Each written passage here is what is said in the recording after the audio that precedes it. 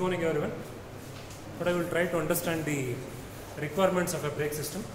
Basically, in view of trying to design a brake system, maybe in SA Supra or in Formula, the student Formula cars, you may have to require to design a brake system.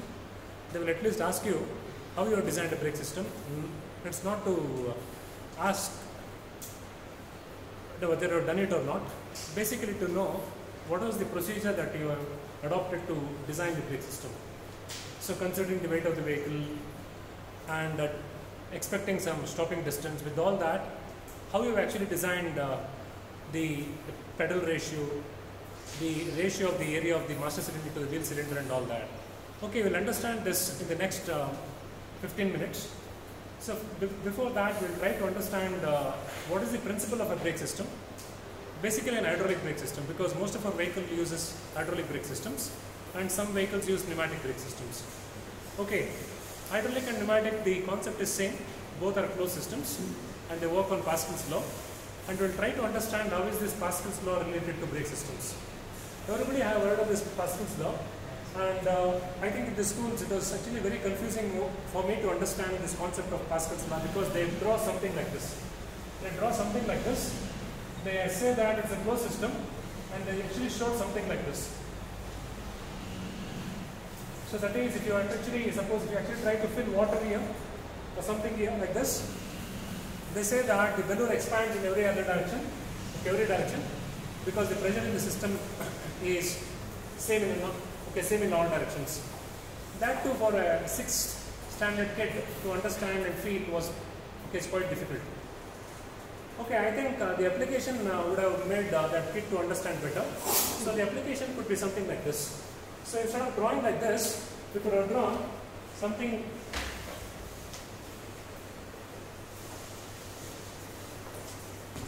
like this.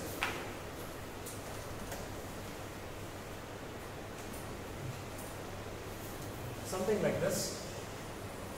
So it's very easy to draw.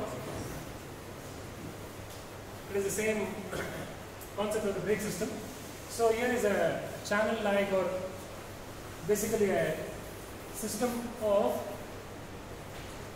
basically it's a closed system where you can actually place two cylinders here.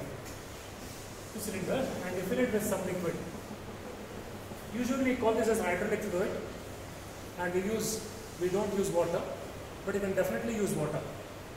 But water has its own limitations in terms of it actually corrodes, and it may actually spoil the seats, and it may start leaking through the seats. So they use other liquids which are not water. So this is what is the hydraulic fluid. And you see that if you apply a pressure F1 here, so let us call this side as 1, let us call this side of the area as 2. And whatever we refer to this as area 1, so the area 1, the force 1, and here let us call this pressure required to be applied on the other side as F2, and the hydraulic fluid is everywhere without any air gap. It is everywhere. Why air gap?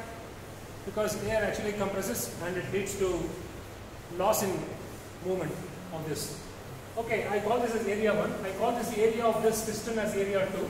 Let me draw this side, area 2. And okay, according to Pascal's law, it says that the pressure in a closed system is same. I think it is a very easy statement to make, but inferences can be definitely made. So what does it mean?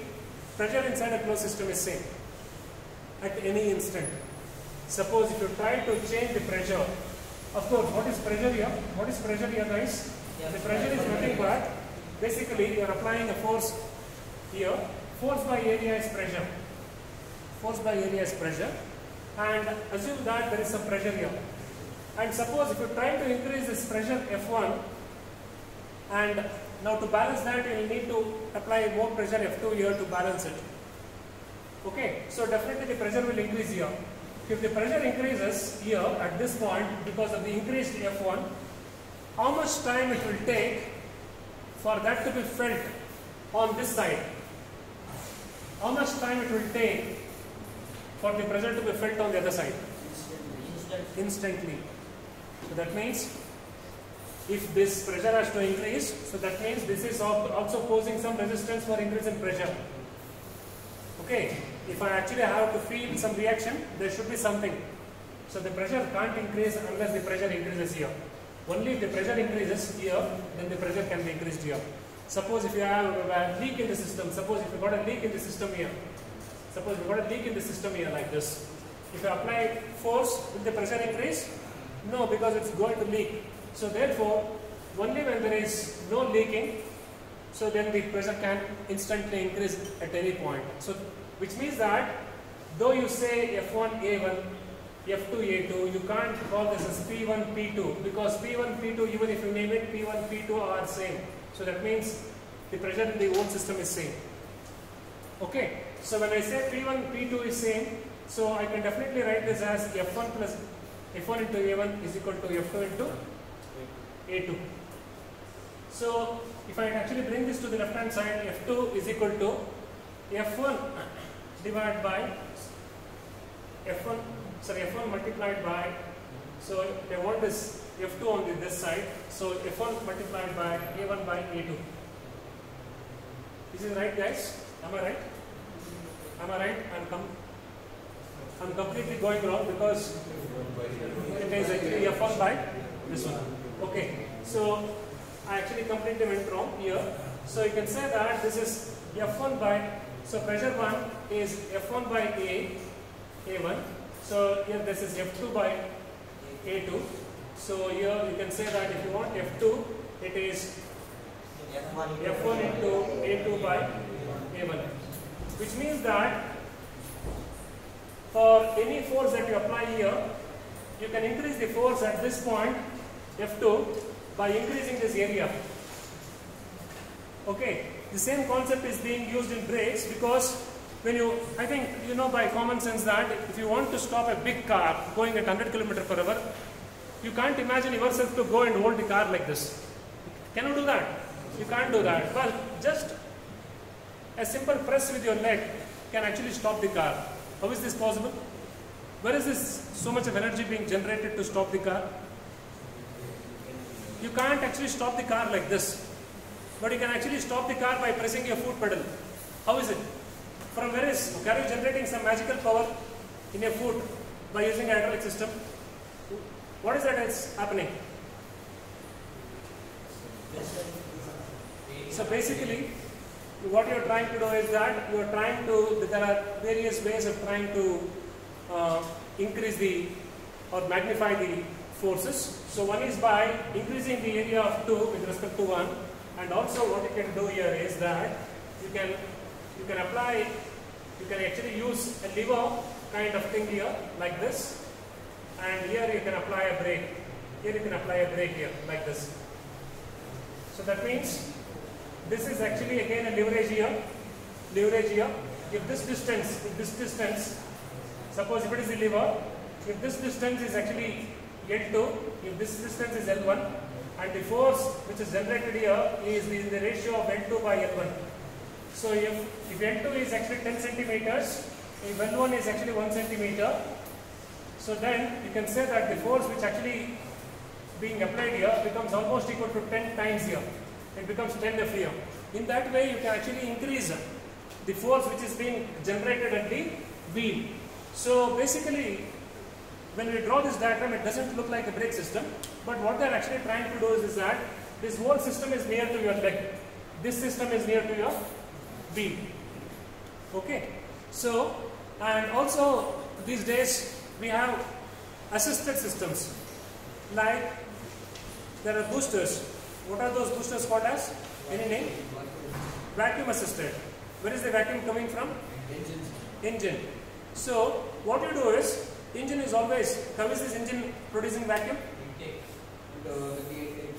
So engine is always running, and engine during the suction stroke always wants to suck the air.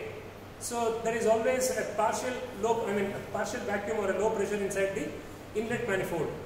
A tube can be connected to a system, and where when you actually press the brake, you can actually connect that vacuum to one side of the diaphragm. That diaphragm starts to move to the vacuum side when you actually press the brake, assisting you. So that means you actually try to increase the force by this leverage systems, and also because of this area ratio and also due to some assistance due to vacuum from the engine or any other boosters provided. Okay, in this way you can actually design a brake which is actually convenient to you. So basically this is called as the master cylinder. This is called as the master cylinder, which is to the side of your leg. So you operate with this leg, and this is called as what? Wheel cylinder. This is called the wheel cylinder. This is actually operating what? The brake shoes or brake disc. And you also know that here, if you move this by a distance d1, this moves by a distance d2. Can you actually tell me the ratio here? Now, what is the ratio of the movement? Which one will be larger? D2 will be larger or D1 will be larger? D1 will be larger. So D1 and D2 will have the same ratio. They will have the inverse ratio of A2 and A1. A2 and A1, because you know that the volume which is actually displaced here, the same volume has to be consumed here. So basically what you are trying to do is that here this distance is nothing but the height of the cylinder. So this is actually written as A1 into D1. So area, what is actually the volume of the cylinder? Volume of the cylinder formula? Pi r square h. Area into height of the cylinder. Area is nothing but this area. Height is nothing but the displacement of the piston. That is the volume of the cylinder, that is the volume of the hydraulic fluid displaced. So that volume should be equal to the hydraulic fluid displaced at the other end, which is actually equal to A to D2. So therefore you can definitely write that since this A2 is larger, okay, since this A2 is larger, so D1 is proportionally larger. Okay, so therefore that's on the leg side, you will actually feel that your leg is moving quite a bit, but on this side it hardly moves, because in your brake systems, okay, you can erase this, and this is the brake drum. These are the brake shoes, and if you actually observe in a vehicle, the gap between the brake shoes and the brake drum is almost less than how much? How much do you think will be the gap? 1 mm is more. At least you will have some gap between the brake shoes and the brake drum. It will be less than 1 mm. But in case of a disc, so it is a disc which is rotating, and here you have brake system which is actually trying to hold this from either sides. What will be the gap between the brake pads here and the brake disc? 0. That means it will be almost in contact. Sometimes it will be even rubbing. You may hear some sound, kind sound. So that is this brake pads will be rubbing this brake disc. So that means the gap is 0. So that means when you apply some force here, the gap that you need to move is very minimal, because on this side the gap that needs to be closed is very low. So almost in the case of brake discs, the brake pads almost hold on to this brake disc with almost 0 distance. Maybe because of the unevenness in this brake rotor, the brake pads will be slightly pushed backwards, otherwise they will be almost in contact. You can't even insert a paper. Between brake pad and brake disc. Okay, it's almost closed. So therefore you feel that the brake is almost instantaneous. So that means when you actually press the brake, you feel that the amount by which you actually apply the brakes, instantly it gets applied here. So that is the reason why around 15-20 years when brake discs were introduced in India, it came with Pulsar for 150cc earlier, and people said, hey, Pulsar is very dangerous vehicle because front brake, if you lock, the front tank of the petrol tank also was very different, and people said you will have a lot of problems, because when you go, your body will hit the petrol tank. Okay, that was the reason, and people used to feel very weird, because earlier they used to use cable type of braking for the front brakes, no disc brakes. When they actually started to use disc brakes, they felt, in the case of cable brakes, more and more force you apply, it was gradual. But in the case of disc brakes, like, they actually had the same feeling. they used to suddenly hold like this because with huge amount of force. But here, because of the force amplification due to hydraulic system, the brakes used to be very effective and they were not able to adjust to the vehicle brake performance. So I think with time people have got used to this brakes. Okay, now you understood this concept here. Now suppose if there is a question like, what are the basic requirements that you need to consider while designing a brake system? If it is asked for 4 marks, you need to write some theory. What and all can you write? Please come out with the answers. There will be a question like, what are the basic requirements of a braking system? Or what are the considerations that you need to make while designing a braking system? Please come out with answers.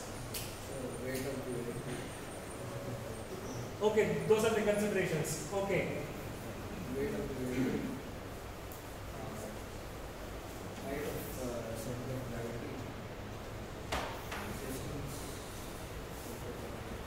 area of the fiber, wheel radius. Okay, your friend is saying there are some considerations. These are the inputs. So weight of the vehicle, and then area of the wheel radius, definitely. Height of center of gravity. Height of center of gravity, that is actually for the dynamics part. Okay, of course, you can't do anything with this. So that is not a factor. Anything else? Number of wheels to be? Okay, how many wheels you are using? Number of wheels used for braking. Of course, this is not a matter, you'll understand later. Okay, and then what else? Okay, all these are the basic inputs, and what are the considerations that you should make? So definitely these are the inputs to designing a braking system, because higher the weight of the vehicle, more is the momentum, more is the energy stored in a vehicle, and therefore you need more force to stop it. Okay, so wheel radius, larger the wheel radius, the amount of force that is required to stop it is also more. Acceleration. Rate of acceleration, just related. You mean rate of deceleration? Acceleration and deceleration are the same. So stopping distance also exactly. Okay, basically these are the inputs. With this, if you design a proper braking system, you can actually decide the decelerations. So deceleration is not the input, it is the output. So how much deceleration you want? So that is basically stopping distance. So stopping distance divided by time will give you velocity. That velocity, how much time it took to decelerate from there to there gives you deceleration.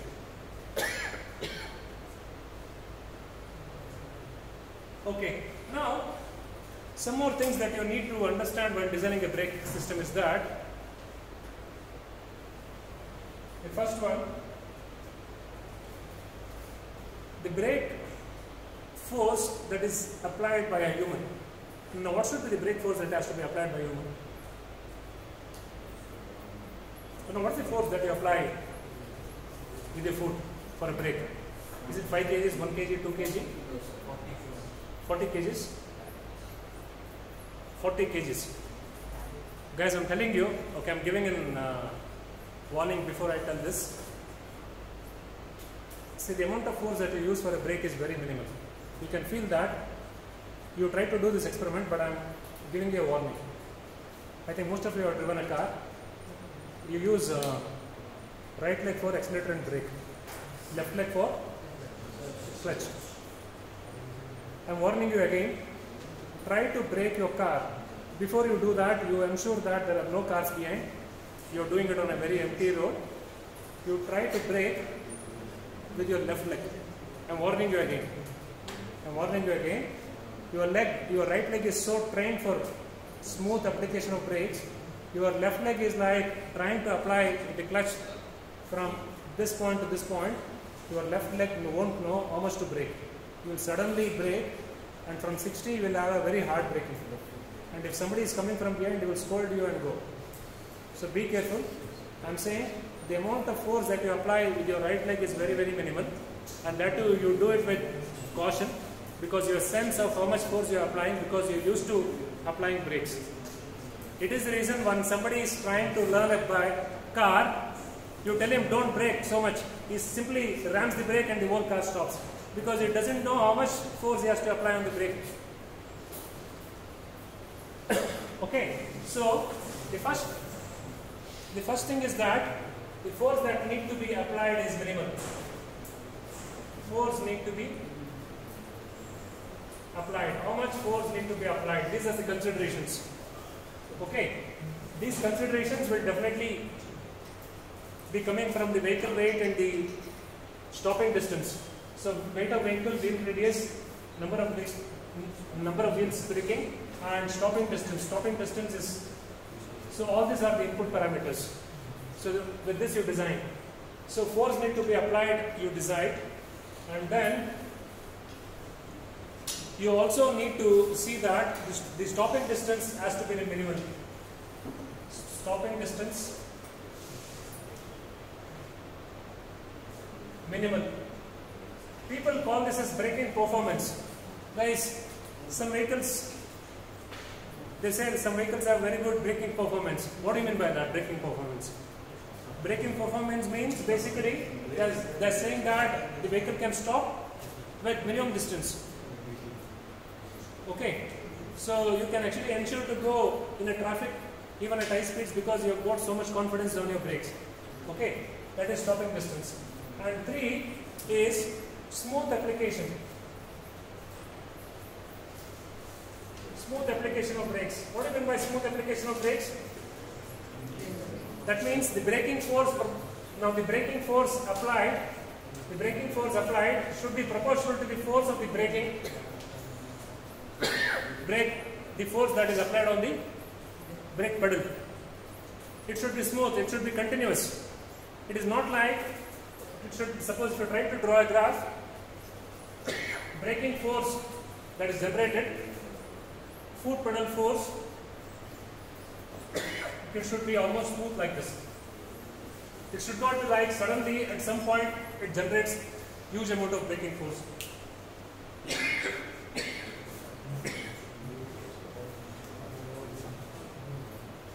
Guys, have you seen some cases where you have sudden force generation?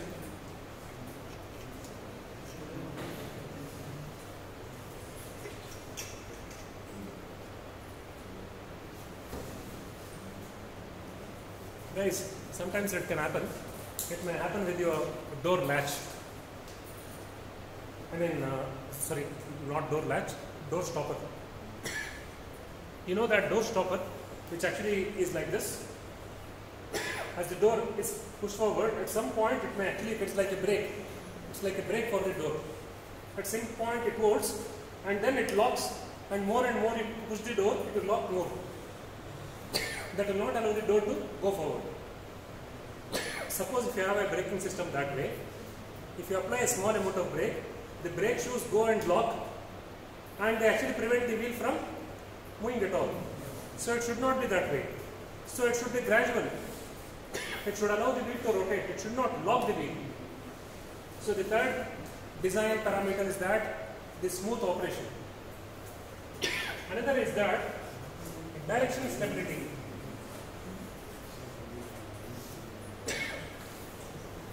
Can you speak of this direction stability? So can you actually explain me what is this direction stability I'm speaking about? The brakes are applied. Okay, so you're explaining to your friend, please explain it to me.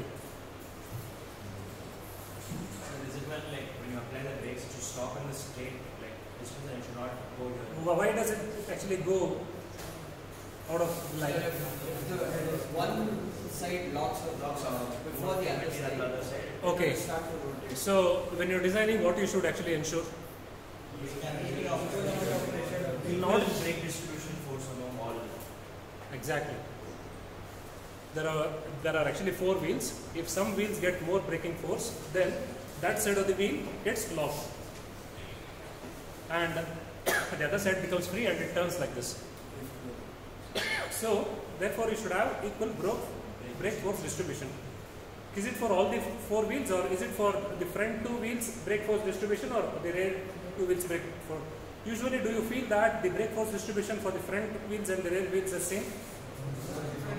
Front 2 wheels will have more brake force, and rear it's less, but the left and right wheels should have the equal same. So that is the consideration that you should make.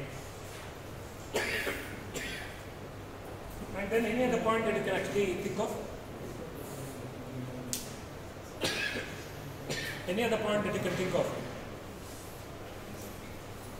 While designing a brake, suppose if you are designing for the first time in your company, huh? You should be able to heat dissipation. So that's very important. So brake generates heat. You should have actually designed the system in such a way that it should be able to dissipate heat. The rotors that doesn't get red hot. You should have some ventilation for this. So the 5th point is heat dissipation has to be considered. Heat dissipation. So heat dissipation. So yesterday we showed you how you can find it in watts per meter square for the brake rotor. So this is the heat flux produced. So with this you are trying to say what is the heat produced on the surface of the brake rotor. So any other point, guys?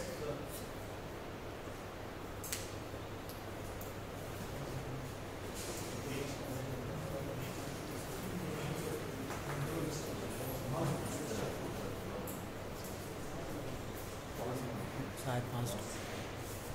I think it was paused right from that time. Thank you. What is the last point that you can think of? One more point. Guys, in the case of the drum brakes, So friction coefficient what is the friction coefficient? between the brake pad and the Okay, that is selection of material. So for stopping distance, you should ensure what is the friction that you have between the road and between the pads, and that to decide. So those are the material parameters. But these are the requirements. What you actually do now, what you will do to satisfy these requirements is those. You can actually have a larger brake pedal to increase more force. You can have a larger vacuum chamber, or you can say brake booster, larger area brake booster to increase the vacuum force. Sorry, vacuum force is, I think, yeah, the pressure is same, but pressure over a larger area will actually increase the vacuum force. Okay, like this. So all those are valid. And one more, in the case of the drum brakes, the shoes, the brake, this shoes wear out, and the shoes wear out, and when they wear out, okay, it leads to a gap. It leads to a gap. And because of this gap, every time when you actually brake, maybe the bike, the pedal, it will go like a larger distance without applying brake, and at the end, it actually applies brake.